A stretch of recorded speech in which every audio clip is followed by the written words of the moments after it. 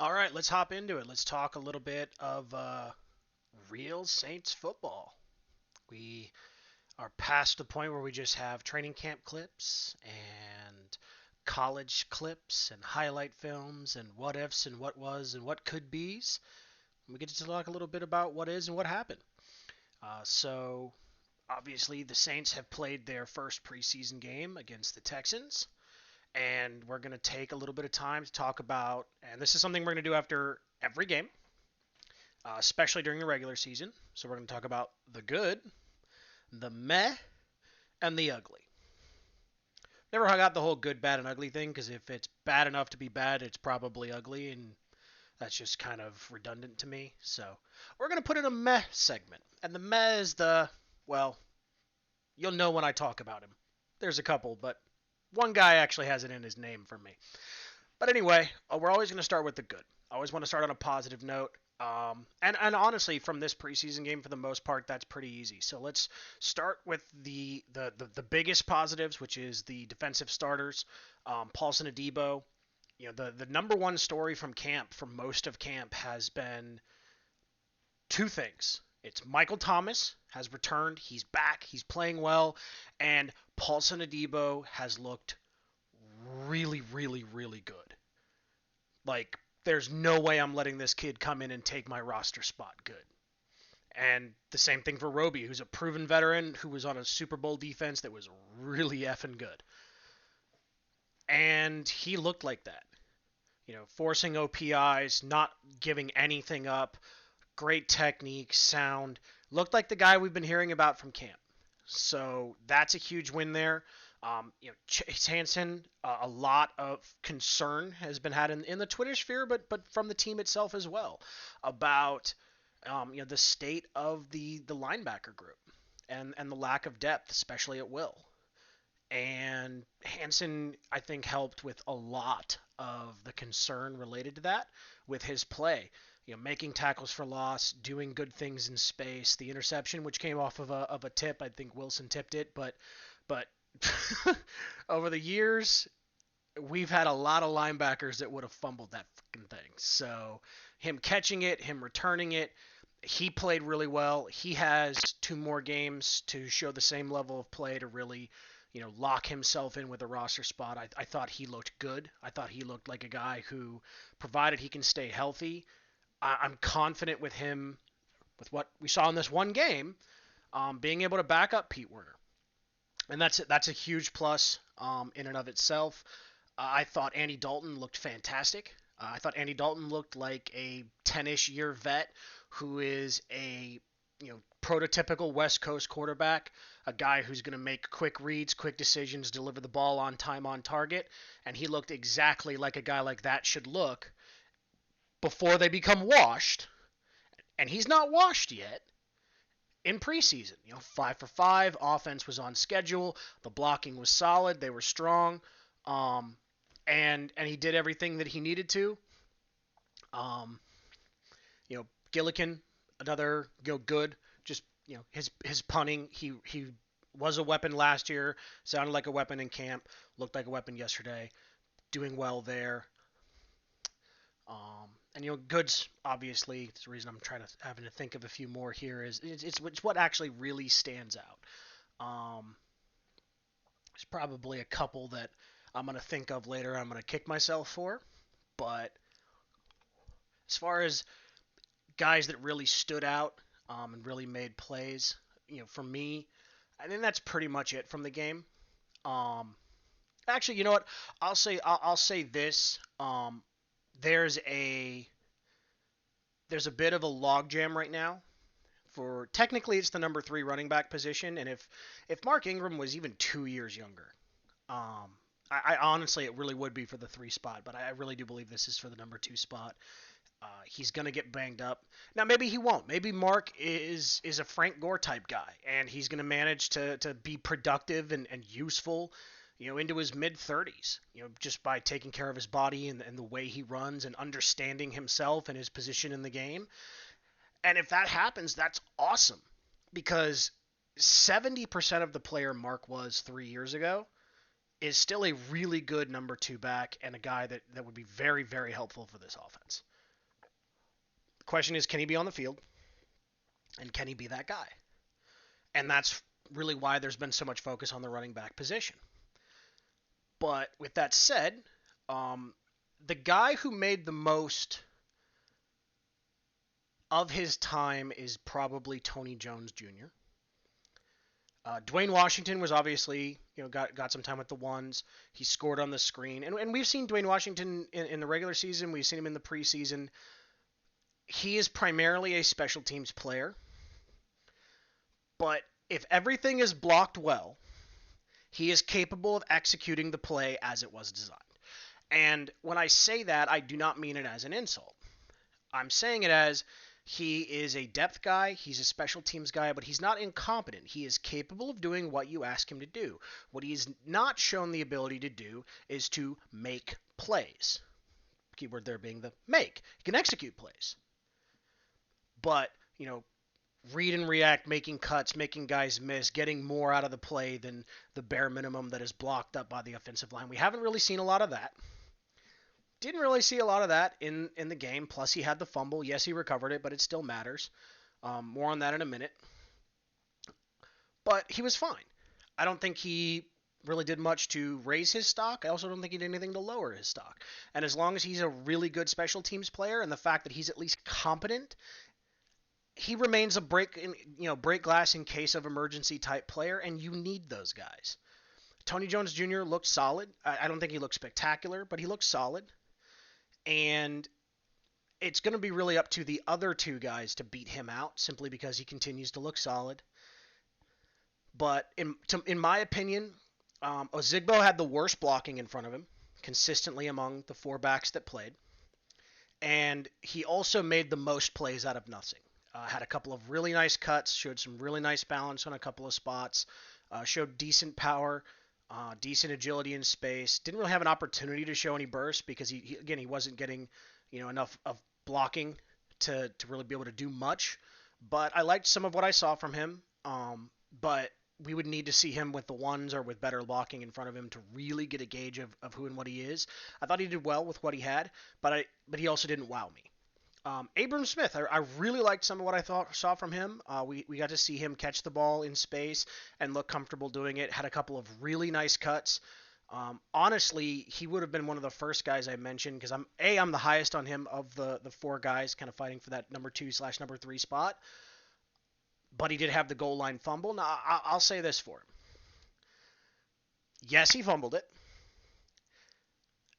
Defenders make plays too. He had 2 hands on the ball. He kind of tripped over his lineman, got caught in the air, and the defender did a picture-perfect punch-out. Sometimes you just give the defender credit.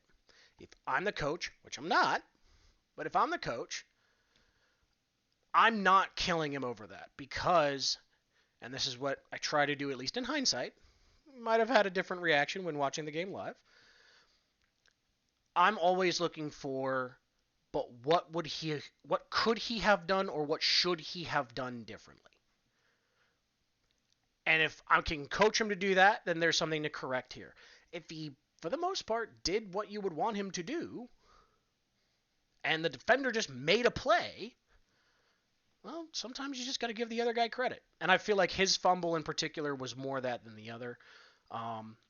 Again, if the lineman doesn't trip, if he doesn't end up in the air in that kind of spot with, hanging a bit, it's harder to punch the ball out. He's able to protect it a little bit more. Probably doesn't happen. So there's always a confluence of different variables that create situations. That particular one, I don't know how much blame I'm going to put specifically on him. However, it means it's something to watch. Because if he had the same game that he had, but he didn't have that fumble, I would say he is clearly, for me, the guy who showed the most and deserves the most, the biggest increase in snaps in games 2 and 3. We'll see how the coaches feel about that. That for me is pretty much the good. Now let's talk about the meh. So Tre'Quan Smith, meh. Or as I like to call him, Meh-Quan, because he's just meh. Couple of solid, okay plays. really good blocker. Like I'm not gonna poo-poo that. He is a very good blocker. If he was 6'5" and a tight end, I'd be like, guy's got a future in this league. But unfortunately, he's a wide receiver, and he might align wide, but he doesn't do a lot of the receiving. And Ian Book didn't throw a lot of great passes. We'll talk about him in a minute. But he threw one very nice pass, and it hit Mequan right in the hands, and he didn't catch it. And in previous years, that was less of a problem because, at different points in time, he was either the only guy other than Mike who had like real legitimate high-level NFL talent. Um, he was a guy with a unique skill set to the roster. Like there's been different factors. He was picked in the third round. There have been these different things to help keep him on the team. Dixon made plays. He wasn't quite a good guy, simply just because he wasn't in there with the starters. He wasn't flashing, but he showed some stuff. We'll see what he does. Games 2 and 3, he certainly can get there. He made plays. You'll have 3 wide receivers who are emphatically above him. You have another guy, Hardy, who is emphatically above him simply because he's a better deep threat, which is the thing that Traquan's supposed to be good at, and he's okay at. Probably a little bit lower than okay at, but he's a little bit below average instead of being at. Hardy's much better at that. Hardy's better at getting open. Hardy's better at catching. And Hardy's a valuable return specialist. So there's nothing that anyone with sense would take to put Mequan Smith over Deontay Hardy. And then you have Callaway, who, I think Callaway's a better receiver. He's got better hands, runs better routes, gets open more consistently. He's not as good of a blocker, but he's a solid blocker. Where's his roster spot coming from? And that's the biggest question for me. So he's meh. He wasn't ugly. He wasn't terrible. He wasn't, please get off this roster bad, but it's just meh. And meh puts you in the 5th or 6th spot on the depth chart in your group, and they're going to keep 6 at the most. There's 4 guys that are definitively above you. Callaway, only made 1 play, but it was a good play, and he didn't have a bad drop. Dejean Dixon made several good plays. They were later in the game, but didn't have the bad one. Merrick has made plays, had a bad one, but, has that new guy on the roster, new UDFA smell. He can be seen as an ascending player. You're a guy going into year 3 who's never ascended, who's never even been good. So, or I think this is year 4, not year 3. I forget. I don't remember when this doo-doo stain was drafted because he's been doo-doo his whole career. I'm sorry. Unless Drew had a record that needed to be set, the guy doesn't show up. That's just where it is. I'd love for him to prove me wrong, but he hasn't. So, meh. Trevor Penning is in the meh group, and he was right on the edge for me. Trevor Penning had a lot of really good plays. There was a number of plays in this game where it's very evident what they saw in him and what they liked about him, especially in the run game.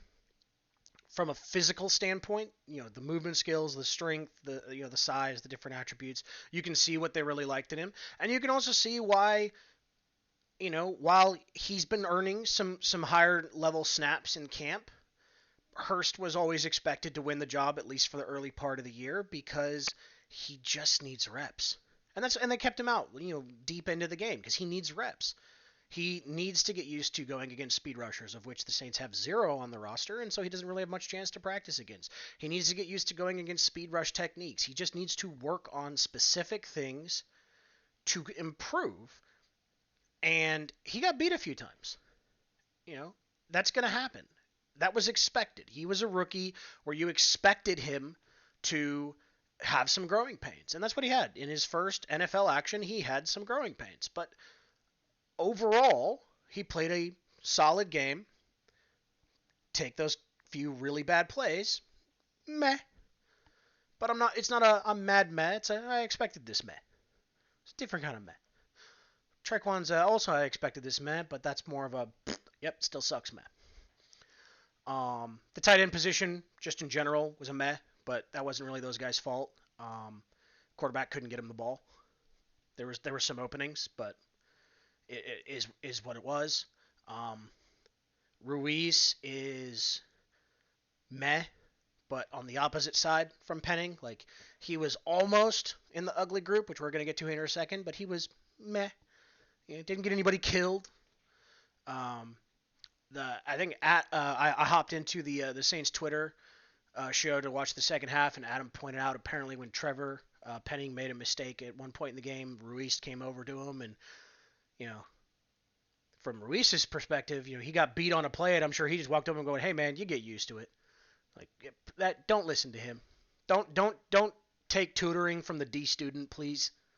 That's not gonna help anybody. But yeah, meh. Now let's talk the ugly. We're not gonna spend too much time on this because we're coming up on 20 minutes here, and I'm gonna try to keep these pretty short. But B, like, if you saw it, you know what we're talking about, and it doesn't need to be beaten into the ground. And if you don't, I'm gonna be pretty explicit, so I think I'll make myself clear pretty fast. So I've had bowel movements that I think would probably be just as good of an NFL quarterback as Ian Book is. And one thing I'm really frustrated with and tired of hearing is his athleticism.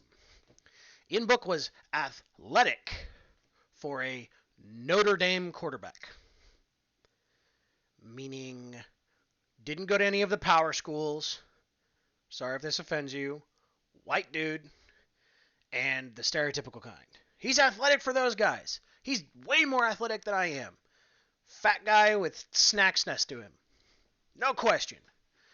Relative to NFL players, Ian Book is going to have the same rude awakening that Baker Mayfield has had in the NFL. Baker keeps trying to run away from guys and extend plays the way he could in college. Problem is, the best players you played in college are all of the guys you're playing against now, and you couldn't run away from them. Kyler Murray is a athlete. He is really fucking fast, really fucking athletic. Baker is kind of athletic relative to the NFL level, and Ian Book is the same way. He's not very athletic for an NFL player. He's not very athletic for an NFL quarterback. He's not super mobile for one of those guys.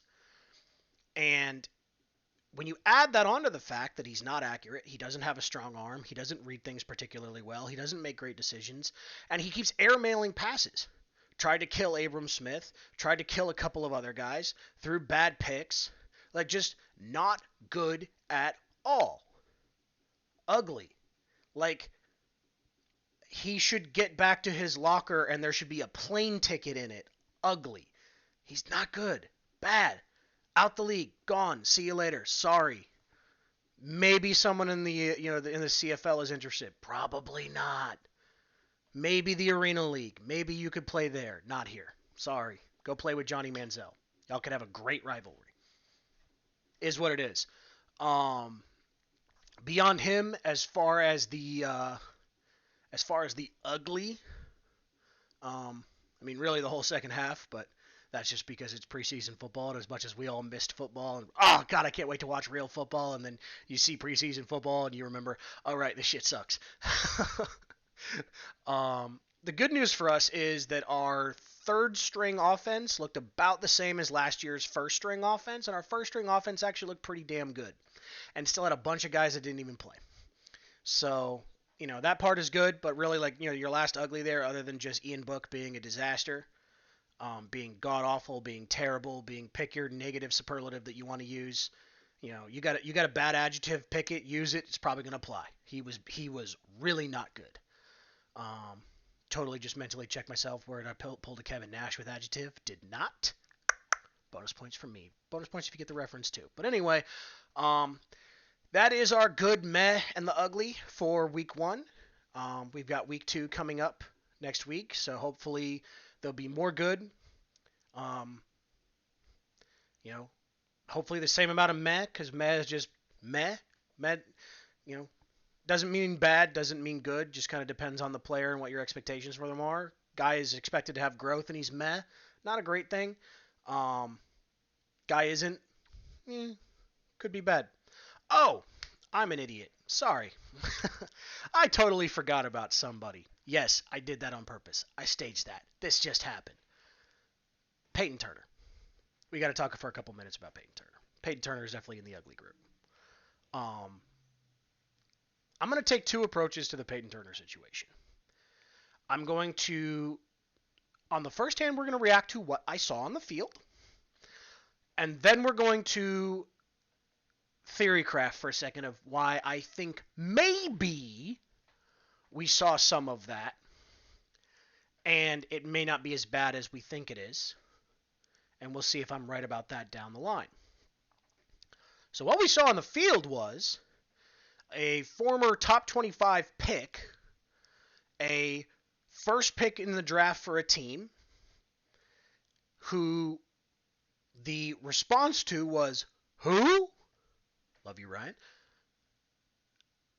Who didn't do anything as a rookie, who's been constantly hurt, who didn't, and then went through an entire preseason game, playing almost the whole game, and didn't record a damn stat against UPS drivers.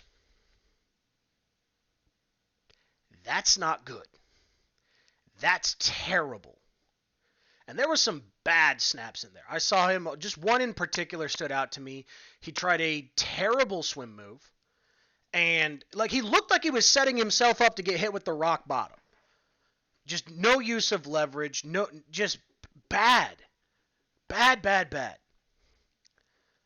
And if that's really him trying to play football and trying to impact plays, and this guy can't beat third, fourth, fifth string tackles deep into the third quarter in the first preseason game, we've got a lot to worry about. Now here's the other side of the coin. And I'm not saying I even think this is the case, but I do think it's plausible, so I'm going to bring it up.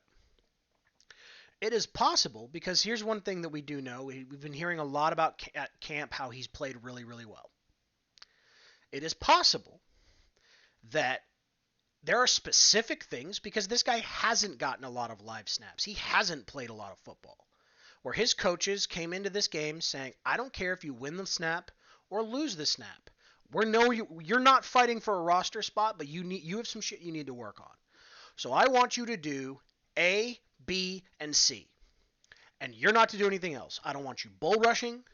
I don't want you, doing a rip. I don't want you chopping. I'm just picking those as examples of, here's 3 things I know you do really, really well. These are how you win most of your reps. I don't want you using any of that. I want you ripping. I want you spinning. I want you trying to speed rush. I want you doing very specific things so that you can work on them with live reps in a real game, so that you can get more comfortable trying to do these things. And then over the next week, when we have these joint practices with Green Bay, we're going to keep working on that stuff, but we'll incorporate back in the things you're comfortable with and the things you do well. But you're going to take these snaps and you're going to work on getting better. If the coaches went to him and said, you didn't play at all last year, you didn't get nearly enough NFL seasoning and NFL experience, so we're going to use these preseason games as super practices for you. And we're going to limit you to specific techniques to try to get better. If that is what the team was doing, it does make his lack of production make sense. And it doesn't necessarily spell doom for him in the long term. Although certainly I want to see him actually trying to make plays by the third game. But if that's what they were doing, there is elements of that actually makes a lot of sense from a development standpoint. I mean, it's similar to what they were doing with Penning, leaving him out there all the time. Hey, they keep beating you with speed moves? Good. I want you to get beat with speed moves. I want you to get used to getting hit with these particular things you struggle with so that we can spend the next week drilling you on them. Okay. That makes sense to me, especially for first-round picks, for guys that you're in no way, shape, or form close to cutting. Let's work on the stuff you need to work on. Okay. I can deal with that. We'll see. If that wasn't the case and he was really trying, oof. Man, Olave's going to have to be incredible, which I think he will be, but he's going to have to be incredible to make up for what has been some horrifically bad drafting in the first round the last few years. Horrifically bad. That's 4 years worth of first round picks and 3 players, and only one of them's any good, and he's only on the field half the time. Oof. So we'll see what we are with that. That's been the good, the bad, and the ugly. Hope you guys enjoyed the show. Don't forget to like, comment, and if you do enjoy the content, subscribe. We'll be having a lot more coming at you, and look forward to talking with you guys soon.